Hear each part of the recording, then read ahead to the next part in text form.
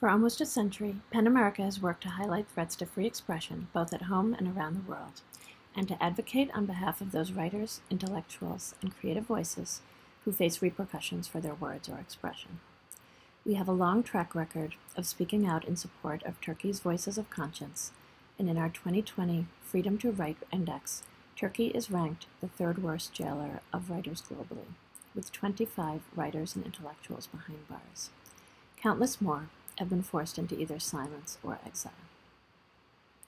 Today, we're proud to launch a new report highlighting the grave and multifaceted crackdown on these voices that has occurred under the government of President Erdoğan over the last 5 years since the July 2016 coup attempt. Our analysis, entitled Cracking Down on Creative Voices, Turkey's Silencing of Writers, Intellectuals, and Artists 5 years after the failed coup, outlines the legal mechanisms that the Turkish government has used to muzzle writers, activists, artists, academics, and creative professionals. We then discuss the impact on these communities and on the country's cultural life, and provide recommendations for responding to the crackdown. In the past 5 years, we have seen widespread censorship, with dozens of media outlets and publishing houses shuttered, and more than 135,000 books banned from Turkish public libraries. We've seen the prosecution of dozens of writers, intellectuals, activists, and leading cultural luminaries, with some fighting multiple charges and spending years in detention. And we have seen increasing fear and self-censorship as individuals face opaque repercussions for their expression. Our report outlines 6 areas of Turkish law that have increasingly been used to silence or chill the expression of writers, artists, and public intellectuals over the past 5 years, including laws that criminalize attacking someone's honor, dignity, or prestige, which is a criminal defamation provision that allows for up to 2 years of imprisonment. Publicly degrading religious values, which can carry a year in prison or provoking hatred.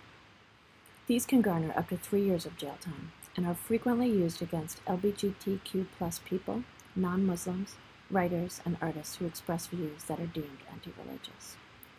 Insulting the president, including in one's own private comments, an act that can carry up to a 4-year jail sentence. Acts or expression that publicly degrade state entities.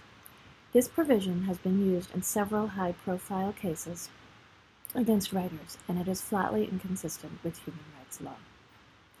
Attempts to violently overthrow the constitutional order, a charge that has been used against cultural workers and writers, including the philanthropist Osman Kavala, academic and author Mehmet Altan, and journalist and author Ahmet Altan.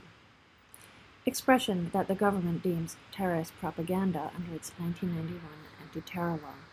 This law has been wielded against the artist Zara Bagan, the musical group Yorum, and other creatives and intellectuals who cover Kurdish issues, including a number affiliated with the now-shuttered Özgür Gündem newspaper. In order to respond to and counter these disturbing trends, PEN America has also provided in our report a number of recommendations, including: we urge the U.S. and European Union to coordinate their responses to ongoing human rights violations in Turkey. We advise the Council of Europe to trigger infringement proceedings against Turkey for failing to uphold its rulings, particularly concerning the cases of Osman Kavala and author and politician Selahattin Demirtas. We demand the U.S. and EU increase public diplomacy to pressure Turkey to release individual writers, journalists, creative professionals, and dissidents. And we advise the U.S. and EU to utilize authorities under the Global Magnitsky Human Rights Accountability Act and the Global Human Rights Sanctions Regime, respectively, to sanction Turkish officials responsible for serious human rights abuses. And the report also includes several other policy recommendations. Please read the full report available on pen.org and share widely with your networks. Now, to delve deeper into the report's findings and provide further detail and nuance on the crackdown, I'll turn over to our panel, which will be moderated by Merve Tahiroglu, Turkey Program Coordinator at the Project on Middle East Democracy in Washington, D.C.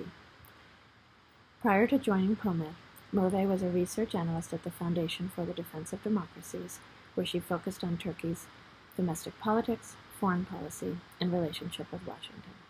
She has also authored several monographs on Turkey, and published articles in various outlets such as Foreign Affairs, The Washington Post, and The Wall Street Journal.